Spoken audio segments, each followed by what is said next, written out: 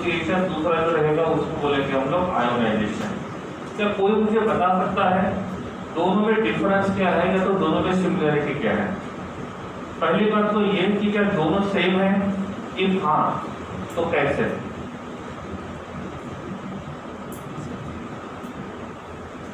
What is the meaning of dissociation and what is the meaning of ionization?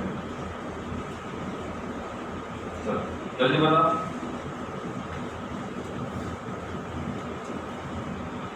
Chemical हो गया था ना?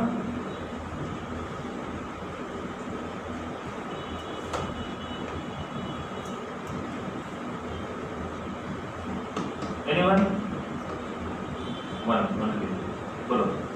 Dissociation में हम अगर कंपाउंड है तो उसका अलग आयंस फॉर्म में करेंगे, और आयनाइजेशन में एक एलिमेंट है जो ग्राउंड स्टेट में है तो उसको एक्साइटेड स्टेट में कन्वर्ट करेंगे, आयनिक बनाएंगे तो आयनाइजेशन।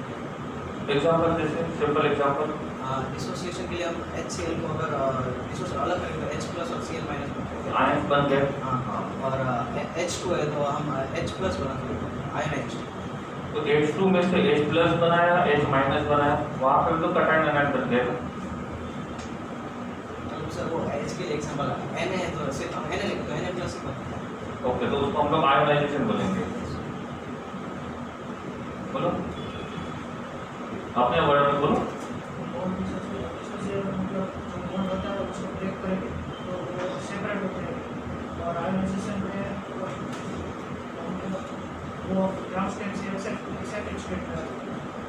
ओके चलो बैठो तुम, वेल ट्राइड। अब नॉर्मली इसके ऊपर क्वेश्चन नहीं पूछा जाता है, लेकिन एक शीट देखा था एमसीक्यू का जिसके ऊपर इसमें क्वेश्चन पूछा गया था। और पूछा गया था इनमें से कौन सी प्रोसेस को हम लोग आयोनाइजेशन कंसीडर करेंगे। प्रोसेस दिया था और लिखा था ये आयोनिक, मतलब क्या आयोनाइजेशन है कि डिसोसिएशन है। दोनों हम लोग देखते हैं डिफरेंस क्या है। पहली बात, I am writing here one example that is HCl, जिसको हम लोग बोलते हैं hydrochloric acid. So this is hydrochloric acid. Second I am writing that is NaCl called as sodium chloride salt. Salt अकेला ये नहीं है, it is a type of salt. तो बोलते हैं सॉल्ट खा रहे तो वो सभी के लिए है, इस अकेले के लिए नहीं है। सबसे पहले निरमा आया था, निरमा मतलब वॉशिंग पाउडर। उसके बाद घड़ी आया था, तो गांव के साइड में ना घड़ी बहुत ज्यादा चलता था, तो अभी भी उनको डिटर्जेंट चाहिए, तो ये नहीं बोलते हमको डिटर्जेंट चाहिए, ये बोलते हमको घड़ी चाहिए। मतलब एक नाम किसी ने दे दिया तो वही नाम हम बार बार क्या करते हैं, यूज करते हैं। ठीक है, तो इन दोनों के लिए हम देखेंगे HCl और दूसरा NaCl। अब सिंपल सा क्वेश्चन ऐसा है, इनमें से कौन सा मॉलिक्यूल आयोनिक है, कौन सा मॉलिक्यूल कोवैलेंट है? क्या दोनों आयोनिक है, क्या दोनों कोवैलेंट है? सर अपने पास ही रखना आंसर, बताने का नहीं किसी को, जब तक पूछा ना जाए।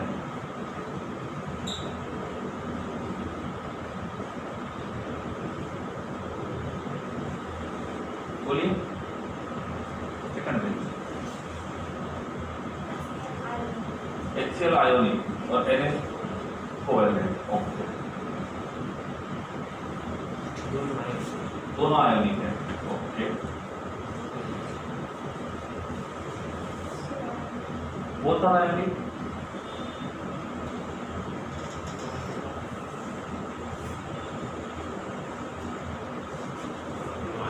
दोनों आयोनिक। ओके ठीक है, बैठ। I think this is covalent and this is ionic. Fine. हमने डेफिनेशन भी देखा, सिंपल फॉर्म में डेफिनेशन नहीं बताया था, याद कैसे करते हैं वो बोला था मैंने। हमने कंपाउंड को बोला था कोवैलेंट कंपाउंड और आयोनिक कंपाउंड, और दूसरा metallic compound. Metallic compound metal और मेटल के बीच में बॉन्ड होता है। कोवैलेंट कंपाउंड नॉन मेटल और नॉन मेटल के बीच में बॉन्ड होता है, और आयोनिक में मेटल और नॉन मेटल के बीच में बॉन्ड होता है। First of all Na is a metal and Cl is a non-metal. H is a non-metal and Cl is a non-metal. हो गया? तो पहला वाला जो मॉलिक्यूल है वो कोवैलेंट बन गया, दूसरा वाला जो मॉलिक्यूल है वो आयोनिक बन गया। हमने आयोनिक की डेफिनेशन एक और देखी थी, the compound which is present in the form of ions.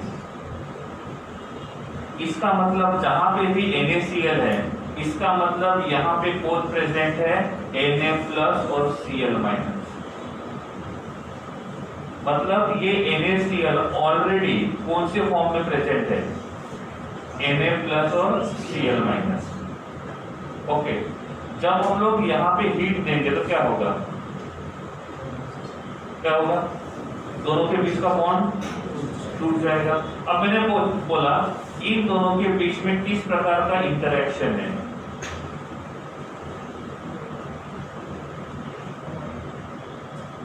Dipole dipole,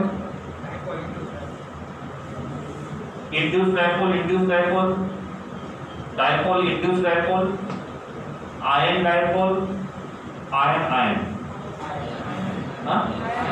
why ion ion, because इसमें Na है, it is present in the form of Na+, तो it is a type of ion.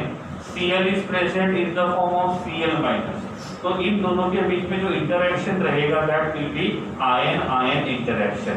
जितना इन दोनों के बीच का distance कम होगा उतना ion ion interaction ज्यादा होगा, और जितना डिस्टेंस बढ़ते जाएगा आयन आयन इंटरेक्शन कम हो जाएगा। तो मैंने आपको पूछा NaCl Na+ और Cl- के फॉर्म में प्रेजेंट होता है, सही है गलत? जो भी आयोनिक कंपाउंड्स होते हैं वो हमेशा आयंस के फॉर्म में ही होते हैं। मैंने यहाँ पे लिखा KCl, आयन की कोवेलेंट है, ये मेटल है नॉन मेटल, Cl क्या है, मतलब ये मॉलिक्यूल कैसा है, और E के मॉलिक्यूल आयोनिक है तो वो हमेशा रहेगा K+ और Cl- के फॉर्म में। तो आयोनिक कंपाउंड्स का एक प्रॉपर्टी है कि they are always present in the form of ions, मतलब आपको इनको आयंस में कन्वर्ट करने की जरूरत नहीं है, ये ऑलरेडी आयंस के फॉर्म में प्रेजेंट है। फर्क इतना है, कभी कभी आयंस के पार्टिकल पास होते हैं, कभी कभी आयंस के पार्टिकल दूर जाते हैं। आपने इनको हीट किया तो क्या होगा, पार्टिकल्स के बीच का डिस्टेंस बढ़ेगा, आपने उसको कूल किया तो पार्टिकल्स के बीच का डिस्टेंस क्या हो जाएगा, कम हो जाएगा। तो ionic compounds are always present in the form of ions, सही है। हम जो सॉल्ट लेते हैं NaCl, अब NaCl भले आपको सॉलिड स्टेट में दिखाई दे रहा है लेकिन रियल में वो कौन से फॉर्म में है, Na+ और Cl-, मतलब वो कौन से फॉर्म में प्रेजेंट रहेगा, आयंस में। तो जो ऑलरेडी आयंस में प्रेजेंट है आपको उसको फिर से आयंस में करने की जरूरत है कि नहीं है, नहीं है। तो इस NaCl को सेपरेट करेंगे तो हमको क्या मिलेगा, Na+ और Cl-। तो हमने Na+ और Cl- को बनाया या पहले ही ये Na+ और Cl- के फॉर्म में थे, तो इसमें क्या है, NaCl दोनों साथ में है, इसमें NaCl दोनों अलग है। तो आपने क्या किया, NaCl को क्या किया, सेपरेट किया। पहले लाइन में बोलता हूं, आपने यहां से यहां पे जाने के टाइम पे Na और Cl दोनों को सेपरेट किया, सही है गलत? यहां से यहां जाने के टाइम पे आपने NaCl को सेपरेट किया, अरे दोनों के बीच प्लस साइन है ना, इसका मतलब दोनों सेपरेट हो गए। तो आपने यहां से यहां जाने के टाइम पे NaCl को सेपरेट किया, सही है गलत? आपने यहां से यहां पे गए तो Na और Cl को आयंस में कन्वर्ट किया, क्यों गलत है? जो पहले से क्या है, आयंस के फॉर्म में प्रेजेंट है। तो NaCl में आयंस ऑलरेडी प्रेजेंट थे, आपने आयंस को नहीं बनाया, आपने क्या किया, उन दोनों को सेपरेट किया। समझा नहीं समझा? HCl आयोनिक कंपाउंड नहीं है, कौन सा कंपाउंड है, कोवेलेंट। तो इसमें H+ और Cl- के फॉर्म में प्रेजेंट नहीं है, ये HCl के फॉर्म में प्रेजेंट है। लेकिन जैसे ही आप यहाँ पे हीट दोगे तो क्या होगा, H और Cl के बीच का बॉन्ड टूट जाएगा, और जैसे ये बॉन्ड टूटेगा it is converted into H+ and Cl-। अब मैं बोलता हूँ यहां से यहां पे गए, हमने HCl को सेपरेट किया, सही या गलत? अरे यहां से इधर गए, HCl को सेपरेट किया, सही या गलत? सही। हमने HCl को आयंस में कन्वर्ट नहीं किया, हम यहाँ से इधर जा रहे हैं, हम H और Cl को आयंस में कन्वर्ट कर रहे हैं, तो ये पहले आयंस के फॉर्म में थे, पहले थे, यहाँ पे है, ये आयंस के फॉर्म में थे, यहाँ पे है, ठीक है। तो इसको क्या बोलेंगे, जो कंपाउंड्स आयंस के फॉर्म में नहीं था उसको आयोनिक फॉर्म में लेके आएंगे, इसको क्या बोलेंगे, जो कंपाउंड्स ऑलरेडी आयोनिक फॉर्म में थे उनके आयंस को सेपरेट किया। रिपीट अगेन, क्या बोला मैंने इसको, जो कंपाउंड्स आयन के फॉर्म में प्रेजेंट नहीं था उसको हमने आयोनिक फॉर्म में लेके आए। इसमें जो कंपाउंड पहले से आयोनिक फॉर्म में प्रेजेंट था उसके आयंस को हमने सेपरेट किया। ये आयंस में थे नहीं थे, तो इनको बोलते हैं आयोनाइजेशन। जो आयंस के फॉर्म में नहीं था उसको आयंस के फॉर्म में लेके आना है, and this process is called as ionization. Dissociation का मतलब होता है जो ऑलरेडी आयोनिक फॉर्म में थे उनको डिसोसिएट करना है, और इस प्रोसेस को हम बोलेंगे डिसोसिएशन। दोनों में फर्क क्या है, आयोनिक में न्यूट्रल मॉलिक्यूल को आयोनिक में कन्वर्ट करेंगे, आयोनिक मॉलिक्यूल के आयंस को डिसोसिएट करेंगे, सेपरेट करेंगे। सो this is the difference between dissociation and ionization. लेकिन हम दोनों टाइम पे डिसोसिएशन नाम का वर्ड यूज करते हैं, तो नॉर्मली बोलने के टाइम पे हम इसको भी डिसोसिएशन बोलते हैं, इसको भी डिसोसिएशन बोलते हैं, लेकिन एग्जैक्टली देखा जाएगा तो दोनों के दोनों कंसेप्ट डिफरेंट है। एक में न्यूट्रल को आयंस में कन्वर्ट करेंगे, और दूसरे में जो आयंस में कन्वर्ट, आयंस में ऑलरेडी प्रेजेंट है उनको क्या करेंगे, सेपरेट करेंगे। डिफरेंस समझा इसमें, डिसोसिएशन और आयोनाइजेशन। जो समझे दो लाइन में लिखना है जल्दी, difference between dissociation and ionization.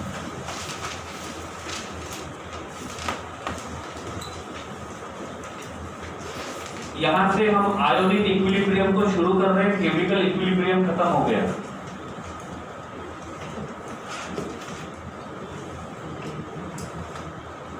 और किसी ने एग्जांपल के साथ पूछा तो ये दो एग्जांपल बताने का, मॉलिक्यूल को आयंस में कन्वर्ट करो, आयोनाइजेशन, आयोनिक कंपाउंड के आयंस को डिसोसिएट करो, डिसोसिएशन। तो हम डिग्री ऑफ डिसोसिएशन भी बोल सकते हैं, डिग्री ऑफ आयोनाइजेशन भी बोल सकते हैं।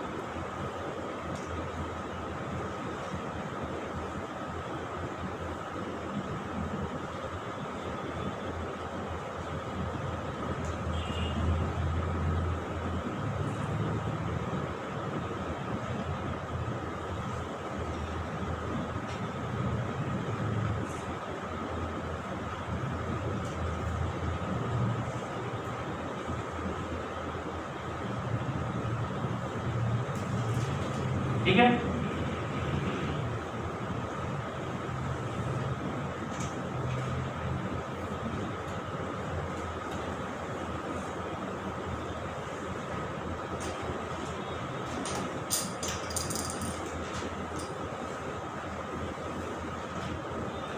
डन। चलो इधर ध्यान दो। तो इसके लिए हम क्या फाइंड करेंगे, डिग्री ऑफ आयोनाइजेशन, और इसके लिए क्या फाइंड करेंगे, डिग्री ऑफ डिसोसिएशन।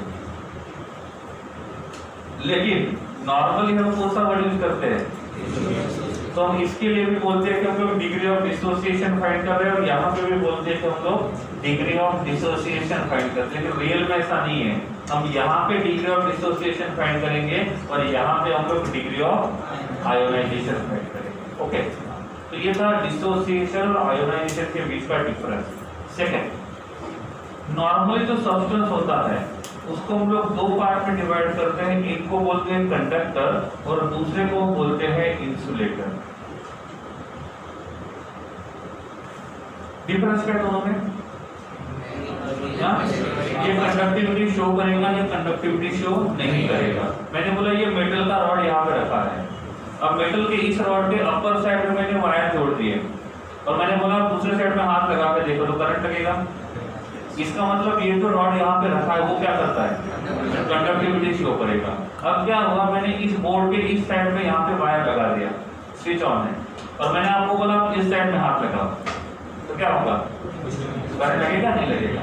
इसका मतलब यहाँ पे ये बोर्ड जो रहेगा वो किसका काम करेगा? इंसुलेटर का काम करेगा। तो नॉर्मली सब्सटेंस को दो पार्ट में डिवाइड करते हैं, एक वो जो कंडक्टिविटी शो करेगा, जो कंडक्टिविटी शो करेगा that is called as conductor, जो नहीं करेगा वो इंसुलेटर। ऐसा क्यों कि ये मेटल का रॉड ही कंडक्टिविटी शो करता है, ये क्यों शो नहीं करता? मतलब हमने पढ़ा बचपन से 8, 9, 10 स्टैंडर्ड में आता है कि ये लकड़ी का जो पीस है ये कंडक्टिविटी शो नहीं करता है, लेकिन मेटल का रॉड जो रहेगा वो कंडक्टिविटी शो करता है। तो भी मन में क्वेश्चन नहीं है ऐसा क्यों होता है?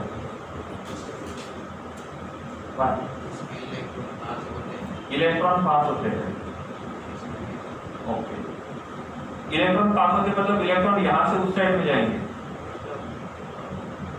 पॉजिटिव आयंस जाएंगे, पॉजिटिव नेगेटिव दोनों जाएंगे। ओके, अब ये मैंने मेटल का रॉड बोला है जहाँ पे ये आयरन का बना है, इसमें पॉजिटिव कौन रहेगा और नेगेटिव कौन रहेगा? ये आयरन का रॉड बना है, ये कंडक्टिविटी किस वजह से शो करेगा? अब इस आयरन के रॉड में कौन पॉजिटिव है कौन नेगेटिव है?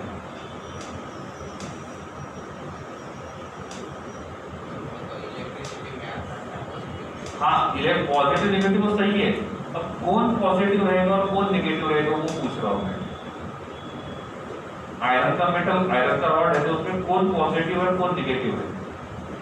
आयरन ही पॉजिटिव है और आयरन ही नेगेटिव है।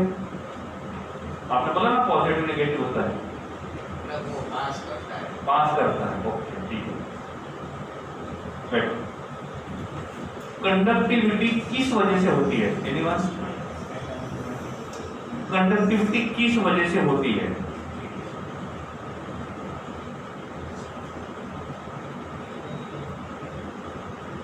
कंडक्टिविटी किस वजह से होती है? Due to movement of ions. Okay, तो इसके अंदर आयंस है, पॉजिटिव और नेगेटिव दोनों है। जो भी मेटल है उसमें मेटल कॉन्टेक्ट और इलेक्ट्रॉन फ्रीली मूव कर सकते हैं, तो कनेक्टिविटी इलेक्ट्रॉन चार्ज ट्रांसफर कर सकते हैं, इसलिए रहेगी। ओके, अब NaCl का एक्वस सॉल्यूशन है, हमने यहाँ पे बीकर लिया है, इस बीकर में हमने वाटर को रखा है और इस वाटर में मैंने NaCl को डाला है और मान के चला कि यहाँ पे जो सॉल्यूशन है वो कंडक्टिविटी शो करेगा। आपने इलेक्ट्रोलिसिस पढ़ा होगा NaCl का, NaCl का इलेक्ट्रोलिसिस होता है, इसका मतलब वो कंडक्टिविटी शो करता है। तो ये भी कंडक्टिविटी शो करता है, ये मेटालिक रॉड भी कंडक्टिविटी शो करता है। ओके, दोनों सेम है डिफरेंट है? बेटर। कंडक्टिविटी दो वजह से होती है। पहली बात, कंडक्टिविटी होने के लिए आयंस होने चाहिए, या तो दूसरी बात उसमें फ्री इलेक्ट्रॉन्स होने चाहिए। क्या होने चाहिए? Free electrons. और फ्री इलेक्ट्रॉन्स का मतलब होता है डीलोकलाइज्ड इलेक्ट्रॉन।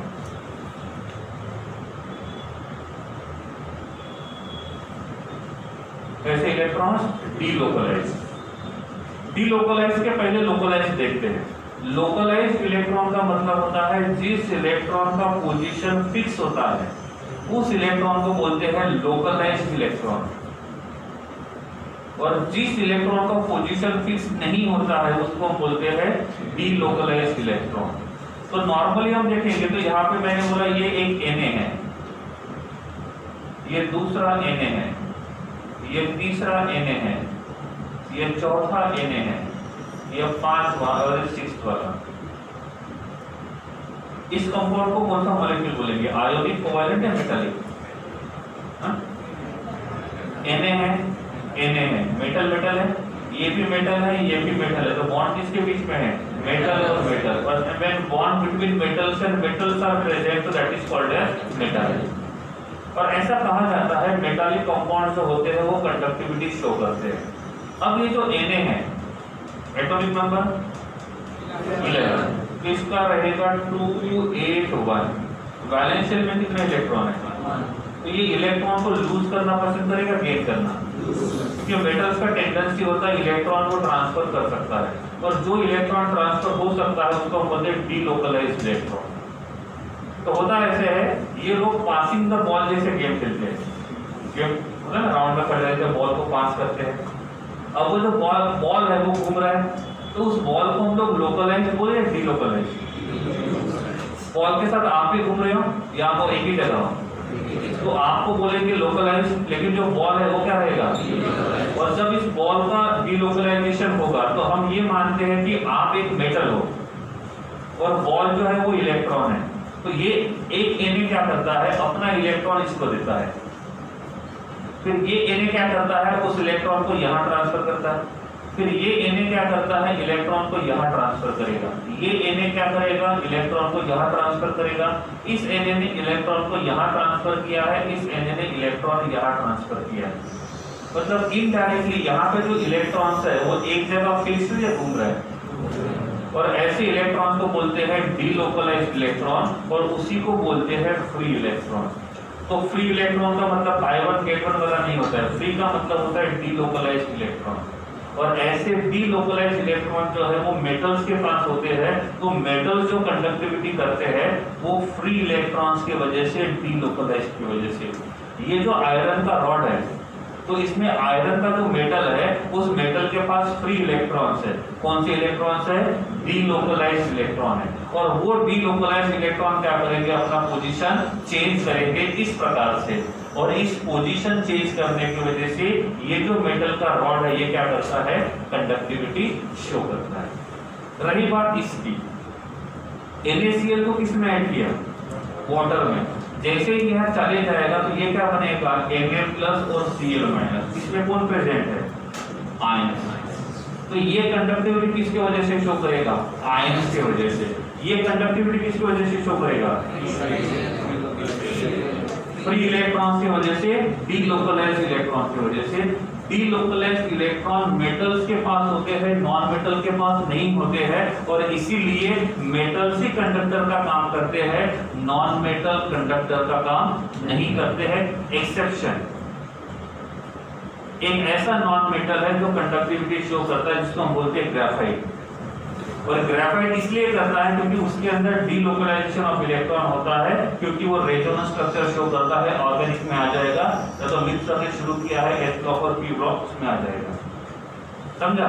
तो एक ही ऐसा नॉन मेटल है ग्रेफाइट, जो नॉन मेटल होने के बाद भी कंडक्टिविटी शो करता है, क्योंकि उसके पास इलेक्ट्रॉन जो होते हैं वो डीलोकलाइज होते हैं, वो उसके स्ट्रक्चर से पता चलेगा।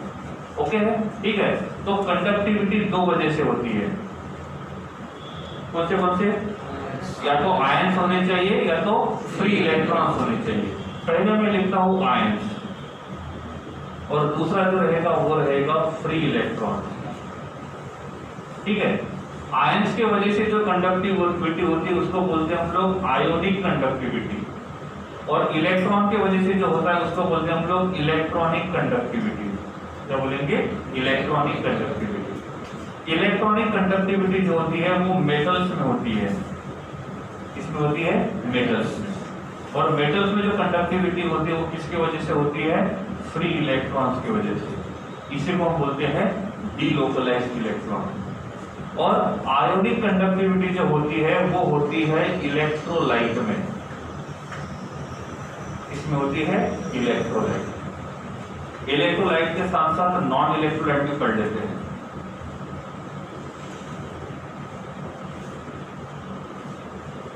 ओके, पहला क्वेश्चन, क्या आपने कभी इलेक्ट्रोलाइट और नॉन इलेक्ट्रोलाइट का नाम सुना है? कितने लोगों ने इलेक्ट्रोलाइट नॉन इलेक्ट्रोलाइट का नाम सुना है? ओनली नाम। इफ आपने इलेक्ट्रोलिसिस अच्छे से पढ़ा है तो इसका नाम सुना ही होगा, क्योंकि बिना इस वर्ड को यूज किए इलेक्ट्रोलिसिस नहीं पढ़ा सकते। और किसी ने पढ़ा होगा तो मुझे नहीं पता, लेकिन मेरे हिसाब से पॉसिबल नहीं है। किसी को मतलब पता है?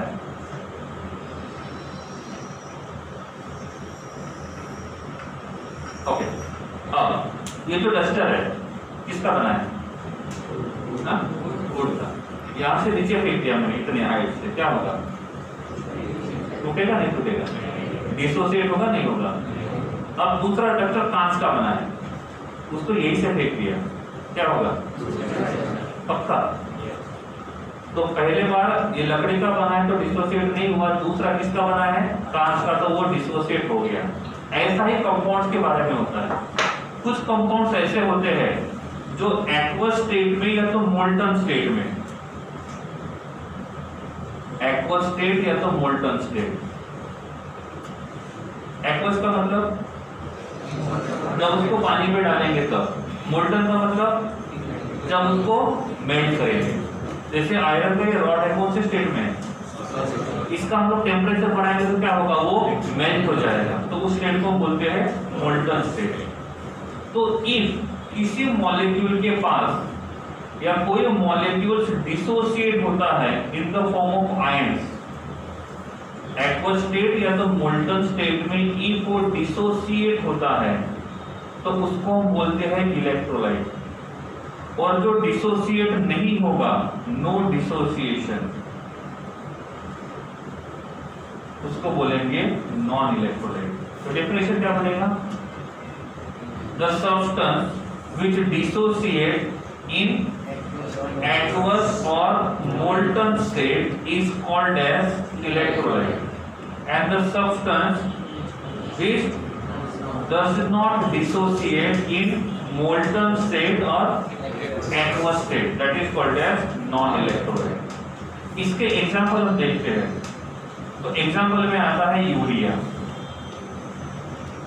मॉलिक्यूलर फॉर्मूला, यूरिया का मॉलिक्यूलर फॉर्मूला आता है NH2 attach to C double bond O attach to NH2, और ये जो रहेगा ये नॉन इलेक्ट्रोलाइट का काम करेगा। तो आप इस यूरिया को वाटर में ऐड करेंगे तो भी ये इसी फॉर्म में रहेगा, ये डिसोसिएट नहीं होगा। लेकिन हम NaCl की बात करते हैं, और जैसे हम NaCl को वाटर में ऐड करते हैं तो ये बन जाता है Na प्लस एक्वस, साथ में बनता है Cl माइनस एक्वस। तो जैसे ही हमने इसको वाटर में ऐड किया तो वो क्या हुआ? सेपरेट हो गया। तो इसको क्या बोलेंगे? इलेक्ट्रोलाइट। और इसको क्या बोलेंगे? Non electrolyte. तो किसी ने पूछा what is the meaning of electrolyte? The substance which dissociates into aqueous or molten state is called as, लेकिन जो डिसोसिएशन जो नहीं करेगा उसको बोलेंगे नॉन इलेक्ट्रोलाइट। अब इसका डिग्री ऑफ डिसोसिएशन कितना रहेगा? इसका डिग्री ऑफ डिसोसिएशन कितना रहेगा? 0। व्हाई? क्योंकि डिसोसिएट नहीं हुआ। इसका डिग्री ऑफ डिसोसिएशन कितना होगा? Not equal to 0। क्यों? क्योंकि ये डिसोसिएट होगा। समझा? तो पहली बात इलेक्ट्रोलाइट और नॉन इलेक्ट्रोलाइट, इतना समझ में आ रहा है? इसको क्या बोलेंगे? जो डिसोसिएट होगा उसको बोलेंगे इलेक्ट्रोलाइट, जो डिसोसिएट नहीं होगा उसको बोलेंगे नॉन इलेक्ट्रोलाइट। ठीक है, क्लियर है? अब इसमें degree of dissociation not equals to 0, इसमें degree of dissociation is equals to 0। इनको हम दो पार्ट में डिवाइड करते हैं। एग्जांपल के लिए मैंने इस बॉटल को नीचे फेंका, नीचे फेंकने के बाद ये डिसोसिएट नहीं हुआ, तो इसका मतलब ये किसका काम कर रहा है? नॉन इलेक्ट्रोलाइट का। इसको नीचे फेंकने के बाद ये डिसोसिएट हो गया तो क्या बोलेंगे? पक्का। तो इलेक्ट्रोलाइट का मतलब वो होता है जो डिसोसिएट होगा। सही है। अब सेम हाइट से मैंने इस बॉटल को नीचे फेंका और इस पेन को नीचे फेंका। नीचे जाने के बाद मानते हैं कि दोनों टूट गए, मतलब दोनों किसका काम कर रहे हैं? अब ये टूट के 10 पार्ट में कन्वर्ट हुआ, कितने? 10, और ये टूट के 5 पार्ट में कन्वर्ट हुआ, तो कौन ज्यादा डिसोसिएट हुआ? सही है ना? डिसोसिएट हुआ मतलब बाद में कितना मिलेगा वही ना, तो ये कितना मिला? 5, ये कितना मिला?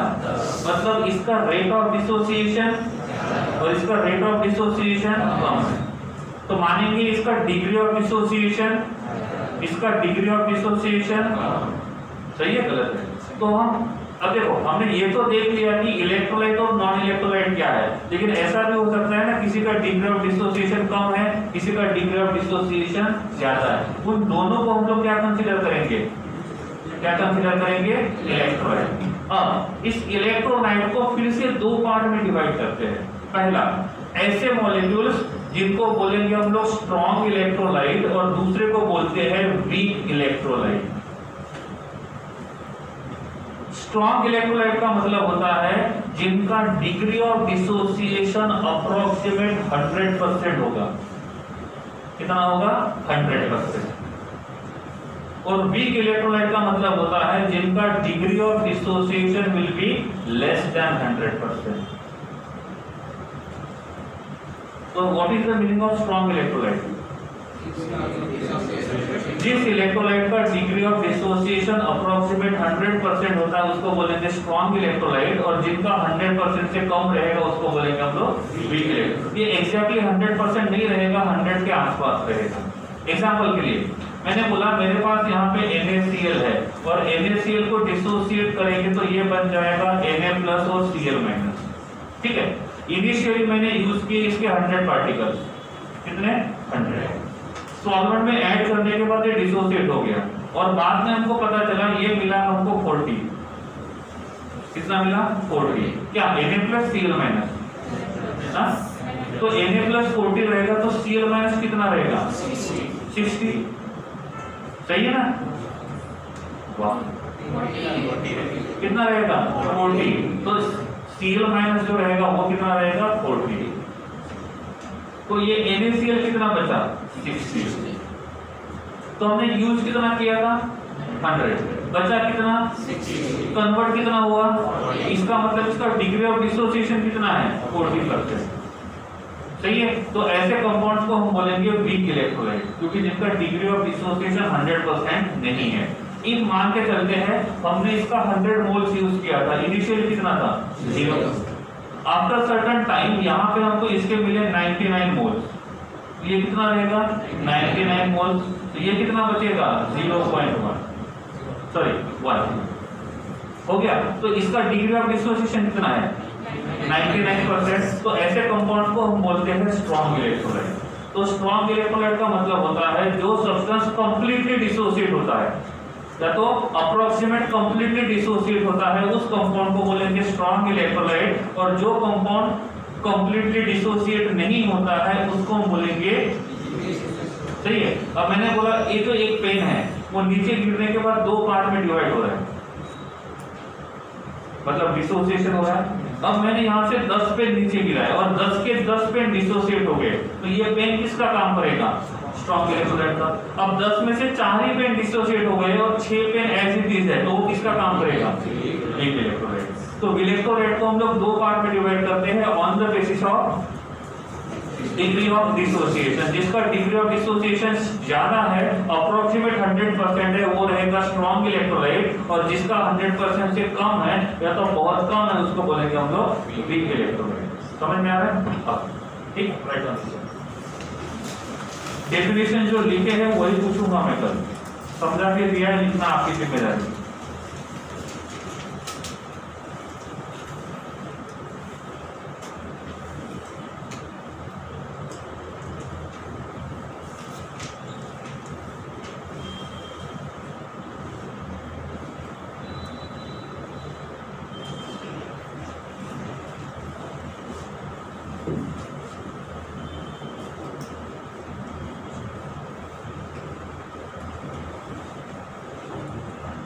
पे लिख देना कंडक्टिविटी होने के लिए 2 रीजन है। पहला, या तो आयंस होने चाहिए या तो फ्री इलेक्ट्रॉन्स होने चाहिए।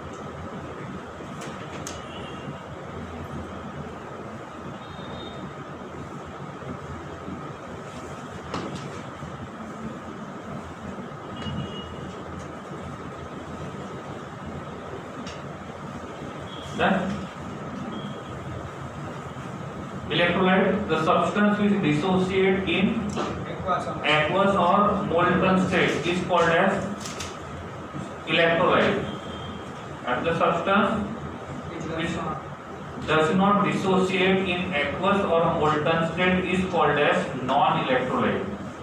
इसका एक एग्जाम्पल था यूरिया, दूसरा मैं लिख सकता हूँ ग्लूकोज, फिर लिख सकता हूँ मैं sugar. These are the examples of some non-electrolytes.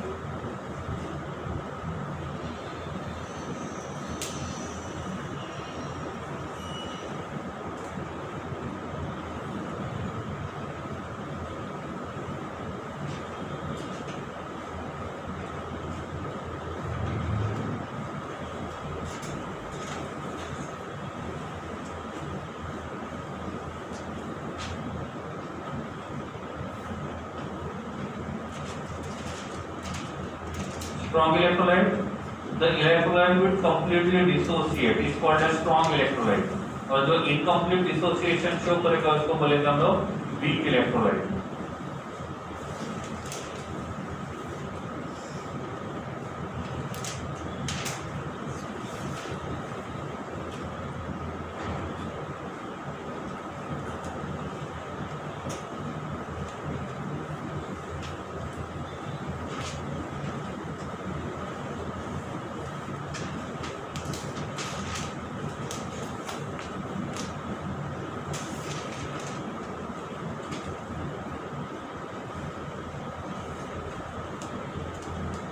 ठीक है, चलो कॉपी क्लोज करो. अब क्वेश्चन आता है अल्फा कौन से फैक्टर के ऊपर डिपेंड रहेगा. अल्फा मतलब उसको हम लोग डिग्री ऑफ डिसोसिएशन भी बोल सकते हैं, डिग्री ऑफ आयोनाइजेशन भी बोल सकते हैं, डिपेंड करता है कंपाउंड के ऊपर. पहली बात, nature of solute in bracket electrolyte.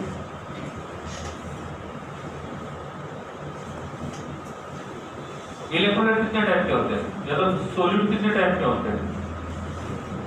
देखो मैंने बोला मैंने NaCl को वाटर में ऐड किया, सोल्यूट कौन हुआ? NaCl. सॉल्वेंट कौन हुआ? मैंने यूरिया को वाटर में ऐड किया, सोल्यूट कौन हुआ? सॉल्वेंट कौन हुआ? H2. ठीक है, तो सोल्यूट और सॉल्वेंट ऐसे देखेंगे हम लोग. पहली बात मैं बोलता हूँ नेचर ऑफ सोल्यूट. इफ ये सोल्यूट नॉन इलेक्ट्रोलाइट है तो उसका डिग्री ऑफ डिसोसिएशन कितना रहेगा? 0. इफ ये स्ट्रॉन्ग इलेक्ट्रोलाइट है तो डिग्री ऑफ डिसोसिएशन कितना रहेगा? अप्रोक्सीमेट 100%. और इफ ये वीक इलेक्ट्रोलाइट है तो डिग्री ऑफ डिसोसिएशन कितना रहेगा? It is less than 100%. तो हमको ये देखना पड़ेगा कि वो इलेक्ट्रोलाइट स्ट्रॉन्ग है कि वीक है कि नॉन इलेक्ट्रोलाइट, मतलब वो सोल्यूट जो रहेगा उन तीन में से किसका काम करेगा. इफ वो स्ट्रॉन्ग इलेक्ट्रोलाइट का काम करेगा तो डिग्री ऑफ डिसोसिएशन ज्यादा रहेगा, इफ ये नॉन इलेक्ट्रोलाइट का काम करेगा तो degree of dissociation. Okay, second thing, oil plus H2O, reaction A, reaction B, NaCl plus H2O. इनमें से ऑयल वाटर में डिसॉल्व हो रहा है कि नहीं हो रहा है? NaCl वाटर में डिसॉल्व होगा या नहीं होगा? इसमें सोल्यूट कौन है? सॉल्वेंट कौन है? सोल्यूट कौन है? NaCl. सॉल्वेंट कौन है? H2O. इसमें ये डिसॉल्व क्यों नहीं हो रहे एक दूसरे के साथ?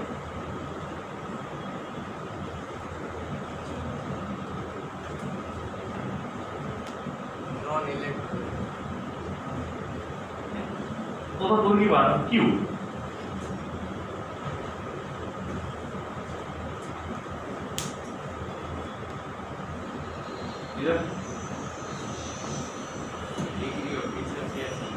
क्यों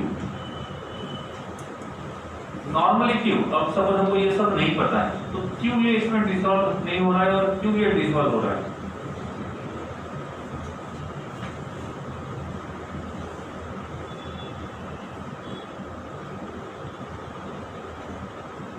इधर डेंसिटी अलग है। ओके,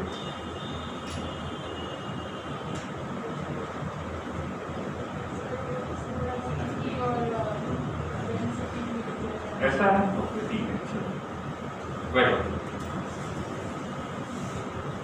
जो सॉल्वेंट होते हैं उसका डेफिनेशन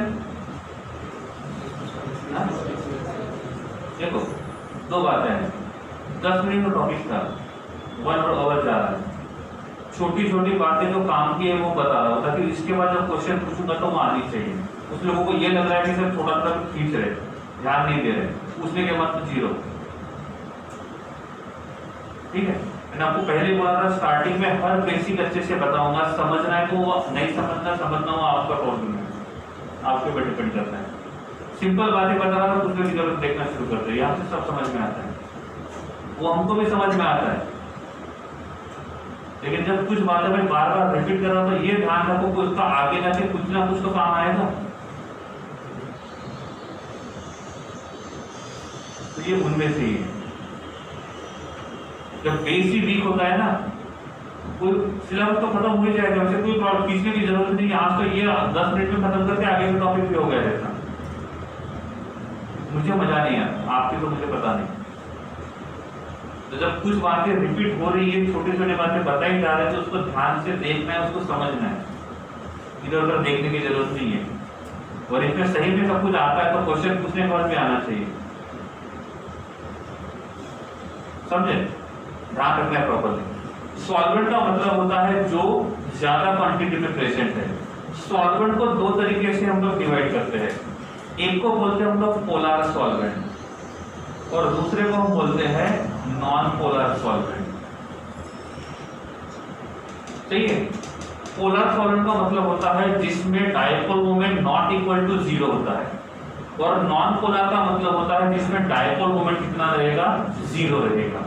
एग्जांपल के लिए मैं यहां लिखता हूं H2O और यहां लिखता हूं मैं CCl4, एक में H2 और दूसरे में CCl4।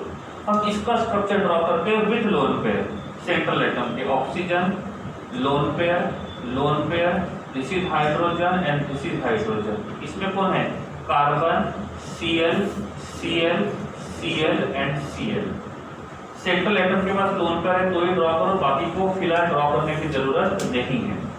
इसमें ऑक्सीजन हाइड्रोजन किसका इलेक्ट्रोनेगेटिविटी ज्यादा है, तो ये बॉन्ड जो रहेगा वो इधर जा रहा है, लोन पेयर जो है वो इसको इधर खींच रहा है, ये बॉन्ड जो है वो इधर जा रहा है और लोन पेयर जो रहेगा वो इधर जा रहा है।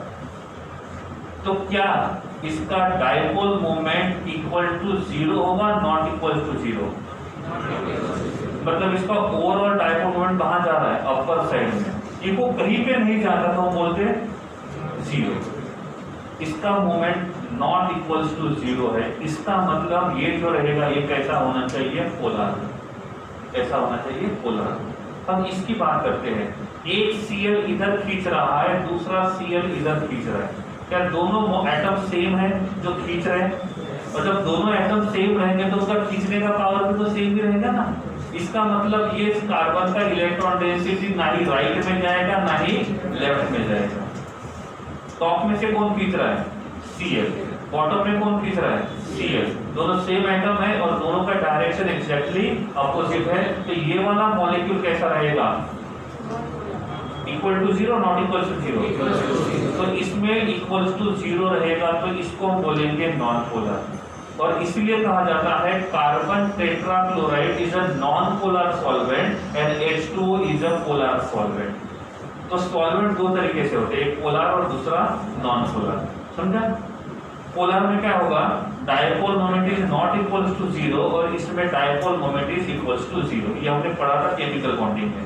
एक और बात, मैं बात करता हूँ CO2 की, 10 सेकंड देता हूँ सोचने के लिए, आवाज किसी का नहीं आएगा। एक हमने किसी रिएक्शन में CO2 को एज ए सॉल्वेंट करके यूज किया, तो मैं क्या बोलूं इसको, पोलर या नॉन पोलर, दो ही ऑप्शन है। क्या होना चाहिए? पोलर। स्ट्रक्चर ड्रॉ करना सबसे जरूरी है। Oxygen double bond carbon double bond oxygen.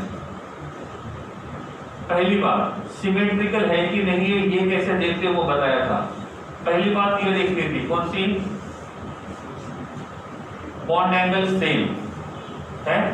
इस साइड से कितना है? 180, इस साइड से कितना है? 180। पहली कंडीशन पास कर लिया। दूसरा, अटैच्ड एटम सेम होने चाहिए। इधर कौन अटैच्ड है? इधर कौन अटैच्ड है?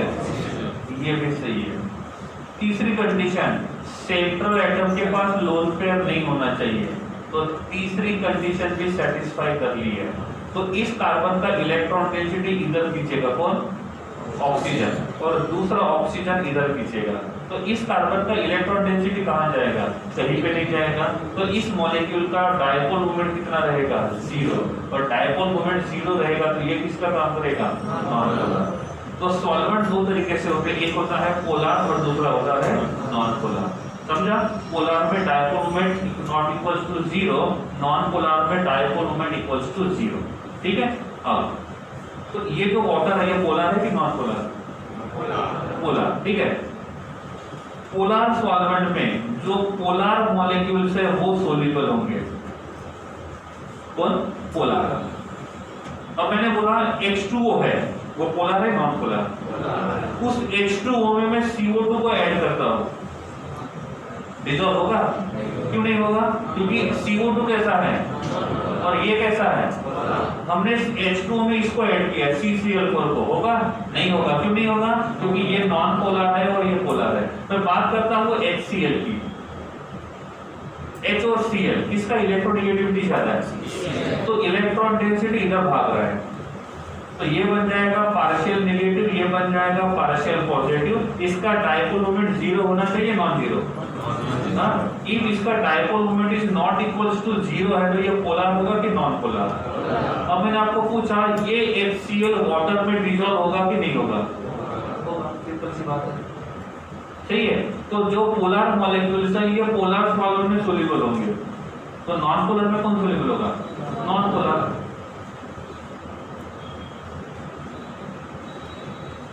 ये ज्यादा प्रॉब्लम क्रिएट नहीं करता है। प्रॉब्लम हमको इसके साथ आता है क्योंकि मोस्ट ऑफ द टाइम पे वाटर को एज अ सॉल्वेंट करके यूज करते हैं and that's why water is considered as a universal solvent. तो वाटर यूनिवर्सल सॉल्वेंट है तो मोस्ट ऑफ द सॉल्यूशन हम वाटर में ही बनाते हैं, और इसीलिए हमको वाटर के बारे में पढ़ना है तो पोलर के बारे में पढ़ना है। तो पहली बात, पोलर सोल्यूट पोलर सॉल्वेंट में डिसॉल्व होगा वाटर में। दूसरा, जो आयोनिक कंपाउंड्स होते हैं ये पोलर में सोल्यूबल होते हैं, इसमें पोलर में। सही है। तो पोलर सॉल्वेंट में पहले कौन सोल्यूबल होता है? पोलर। और कौन सोल्यूबल होता है? आयोनिक। और तीसरा, वो जो इनके साथ H बॉन्डिंग बनाते हैं। और कौन? और वो जो इनके साथ H बॉन्डिंग मतलब हाइड्रोजन बॉन्डिंग। समझा नहीं समझा? और जितने भी हाइड्रोकार्बन होते हैं इस हाइड्रोकार्बन को हम लोग क्या कंसीडर करते हैं? Non polar. क्या कंसीडर करेंगे? Non polar. अब यहाँ पे जो ऑयल है it is the type of hydrocarbon, it is the type of hydrocarbon. और ये जो हाइड्रोकार्बन रहेगा ये कैसा रहेगा? Non polar. और वाटर कैसा है? पोलर। तो दोनों अपोजिट है, सेम है। और इफ ये अपोजिट होगा तो एक दूसरे के साथ मिक्स नहीं होंगे, और इसीलिए जो ऑयल होता है वो पानी में मिक्स नहीं होता है। दैट इज द रीजन, क्योंकि एक का नेचर पोलर है और दूसरे का नेचर नॉन पोलर है। रही बात HCl की, तो मैं HCl को वाटर में ऐड करूंगा तो ये डिसॉल्व होगा कि नहीं होगा? होगा। क्यों? क्योंकि वाटर जो है वो कैसा है और ये कैसा है? सिंपल सी बात है, वो एक दूसरे में सोल्यूबल होंगे। ओके। अब मैंने बोला मैंने अमोनिया को वाटर में मिक्स किया,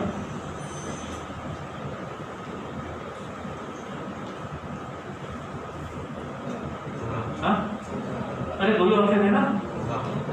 होगा।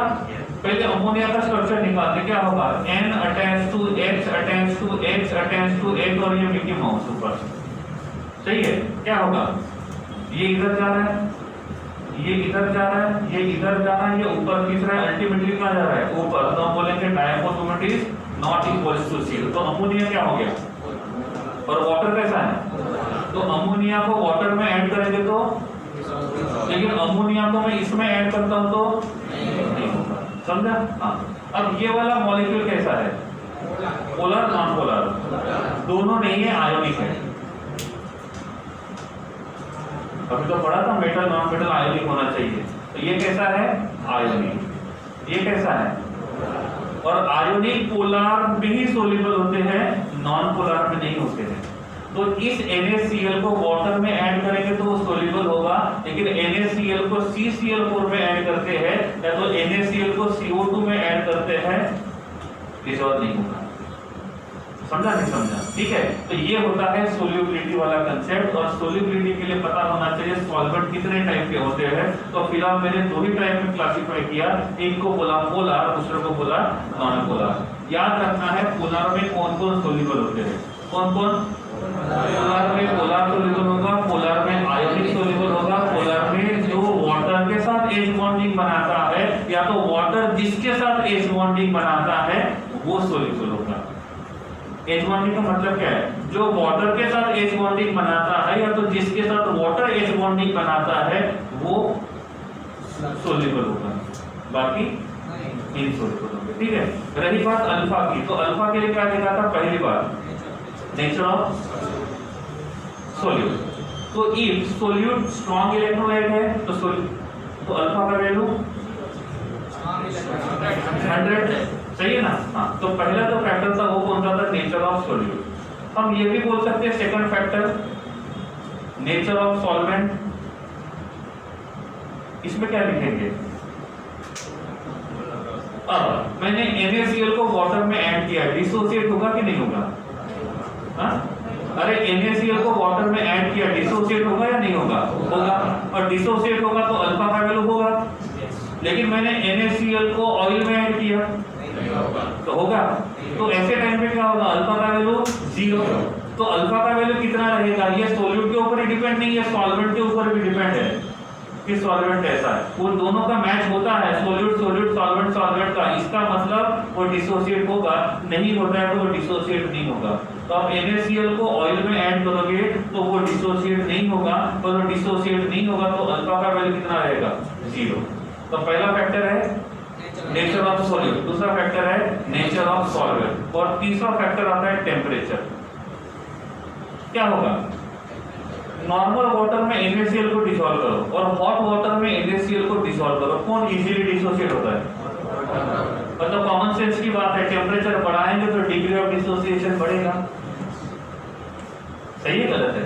तो डिग्री ऑफ डिसोसिएशन 3 फैक्टर के ऊपर डिपेंड आता है, पहला आता है नेचर ऑफ सॉल्यूट, दूसरा आता है नेचर ऑफ सॉल्वेंट, और तीसरा आता है टेम्परेचर। जितना टेम्परेचर ज्यादा रहेगा उतना डिग्री ऑफ डिसोसिएशन ज्यादा रहेगा, ओके है।